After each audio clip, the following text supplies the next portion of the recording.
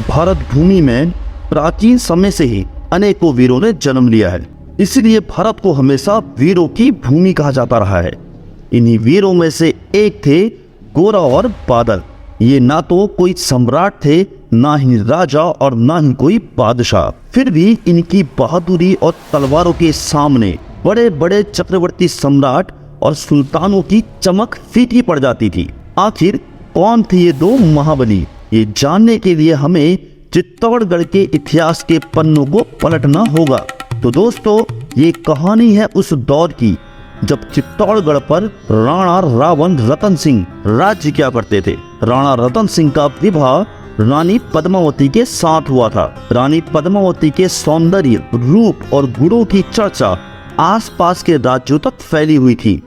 राणा रतन सिंह के दरबार में राघव चेतन नामक संगीतज्ञ तथा तंत्र विद्या का ज्ञानी भी रहा करता था। राघव चेतन की इच्छा हमेशा चित्तौड़ का राजपुरोहित बनने की थी, परंतु राणा रतन सिंह तंत्र मंत्र और काले जादू के सख्त विरोधी थे। एक बार राजा रतन सिंह ने राघव चेतन को तंत्र मंत्र और काला जादू करते हुए पकड़ लिया। सजा के रूप में राणा रतन सिंह ने राघव चेतन को राज्य से बाहर निकालने का आदेश दे दिया। अपमान और प्रतिशोध की भावना से भरा राघव चेतन दिल्ली के राजा अलाउद्दीन खिलजी के दरबार में जा पहुंचा। खिलजी ने भी राघव चेतन को अपनी शरण में ले लिया, क्योंकि दिल्ली के मुस्लिम राजाओं को सदैव राजपूत राजाओं के आक्रमण का भय सताता रहता था। उन्हें मालूम था कि राजपूत ही वह शक्ति है जो उनके शासन की जड़ों को उखाड़ के फेंक सकती है।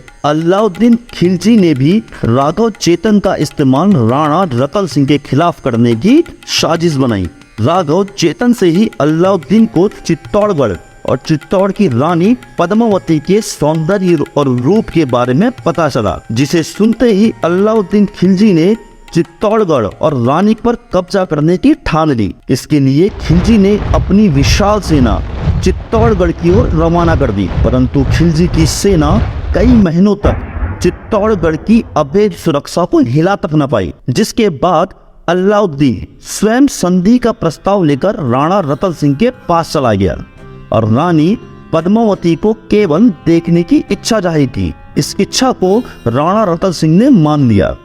इससे राजा रतन सिंह के सेनापति गौरा नाराज हो गए। तब राजा रतन सिंह ने गौरा को समझाया कि हर जगह युद्ध न करके रणनीति का इस्तेमाल भी किया जाता है। अलाउद्दीन जब महल में आया तो राजा रतन सिंह ने उसे शीशे में रानी पद्मावती की केवल छवि दिखाई। कहा जाता है कि रानी की मात्र छवि देखकर खिलजी की रानी को पाने की लालसा अब पागलपन में बदल गई। राजा रतन सिंह और खिलजी के बीच हुई संधि की इसी शर्त के कारण गौरा अत्यधिक नाराज, कारण राजा और उनके सेनापति गोरा के बीच मतभेद हुआ और गोरा राज्य छोड़कर चले गए। दूसरी ओर खिलजी रानी को पाने की अपनी लालसा में षड्यंत्र रचने लगा। इसी षड्यंत्र के तहत इसने राजा को अपने दुर्ग में बुलाने की चाल चली। राजा रतन सिंह खिलजी की इस चाल को समझ नहीं पाए और अपने चंद सैनिकों के साथ खिलजी के दुर्ग में चले गए, जहां खिलजी ने राजा रतन सिंह को धोखे से बंदी बना लिया और अपने साथ दिल्ली ले गया। दिल्ली से खिलजी ने रानी पद्मावती को संदेश भिजवाया कि यदि रानी पद्मावती खिलजी की खिदमत में हाजिर नहीं होगी तो जल्दी ही राणा रतन सिंह का कटा हुआ सर रानी के पास चित्तौड़गढ़ भेज दिया जाएगा। इस संकट की घड़ी में रानी पद्मावती ने सेनापति गौरा और उनके भतीजे बादल की तलाश शुरू कर दी। बादल सेनापति गौरा का भतीजा था, जिसे बचपन से सेनापति गौरा ने पाल पोस के बड़ा किया था। बादल भी अपने चाचा गौरा की तरह बहादुर और पराक्रमी राजपूत था। कुछ समय तलाश के बाद गौरा और बादल रानी को जंगल में मिल गए, जहां रानी ने राजा रतन सिंह और रानी के सम्मान पर आए संकट के विषय में गौरा को बताया। गौरा ने रानी पद्मावती से कहा कि आप बिल्कुल भी चिंता मत करिए, आप सिसोदिया वंश की रानी हैं। आपका सम्मान पूरे राजपूत कुल का और चित्तौड़गढ़ का सम्मान है। ऐसा कहकर गौरा ने राजा की रिहाई का रानी पद्मावती को वचन दे दिया। एक बार फिर से चित्तौड़ की सेना का नेतृत्व गौरा और उसके भतीजे बादल के हाथों आ गया। गौरा और बादल ने राणा रतन सिंह को खिलजी की कैद से छुड़ाने की रणनीति बनाई। इस रणनीति के तहत गौरा ने 700 पालकियां बनवाई, जिसमें 700 वीर राजपूत सैनिक स्त्री के वेश में बैठा दिए गए और हर पालकी को 4 अन्य राजपूत सैनिक उठा रहे थे। कुल मिलाकर सेनापति गौरा ने बादल के साथ मिलकर 3500 वीर राजपूत जवानों को खिलजी की सेना पर आक्रमण के लिए तैयार कर दिया। अब गौरा ने खिलजी को दिल्ली में संदेश पहुंचाया कि रानी पद्मावती दिल्ली आने को तैयार है, परंतु रानी के साथ रानी की 700 दासियां भी दिल्ली आएंगी। इस पर खिलजी ने खुश होकर अनुमति दे दी। गौरा बादल ने राजपूत सैनिकों की तैयार पालकियों के साथ खिलजी के राज्य दिल्ली में प्रवेश किया। पद्मावती के वेश में एक लोहार बैठाया गया था। गौरा ने खिलजी से कहा कि रानी पद्मावती एक अंतिम बार अपने पति राणा रतन सिंह से मिलना चाहती है।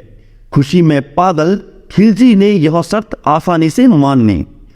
बंदी गृह में पहुंचते ही पद्मावती के रूप में बैठे लोहार ने महाराजा की बेड़ियां काट दी।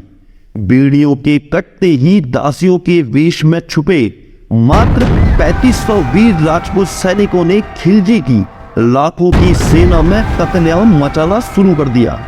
पहले से तैयार कुछ राजपूत सैनिकों की टुकड़ी राजा को लेकर चित्तौड़गढ़ की ओर रवाना हो गई। जब खिलजी को इस बात का पता चला तो क्रोधित होकर खिलजी ने अपनी सेना दुगनी कर दी।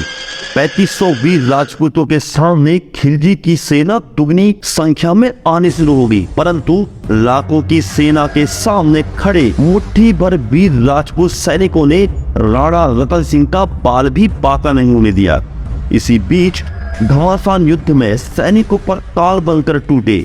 गौरा पर धोखे से खिलजी के सेनापति जफर मोहम्मद ने पीछे से हमला कर दिया और इस हमले में जफर मोहम्मद ने गौरा का सर धड़ से अलग कर दिया, परंतु गौरा का धड़ भी खिलजी सैनिकों से लड़ता रहा और खिलजी के मुख्य सेनापति जफर का सर काटकर धरती पर ला दिया। और इसी के साथ वीर गौरा ने रानी पद्मावती को दिए अपने वचन के लिए रणभूमि में प्राण दे दिए। उधर दूसरी ओर चाचा गौरा के आदेश पर बादल अपनी तलवार से अनेकों बाधाओं को पार करते हुए राजा रावल रतन सिंह को सकुशल चित्तौड़गढ़ पहुंचाने में सफल हो गए। इस प्रकार गौरा और बादल ने अपनी रणनीति, बहादुरी और सूझबूझ के साथ चित्तौड़गढ़ और राजपूत सम्मान को छूने नहीं दिया और गौरा बादल की ये वीर गाथा भारत के कण कण में अमर हो गई।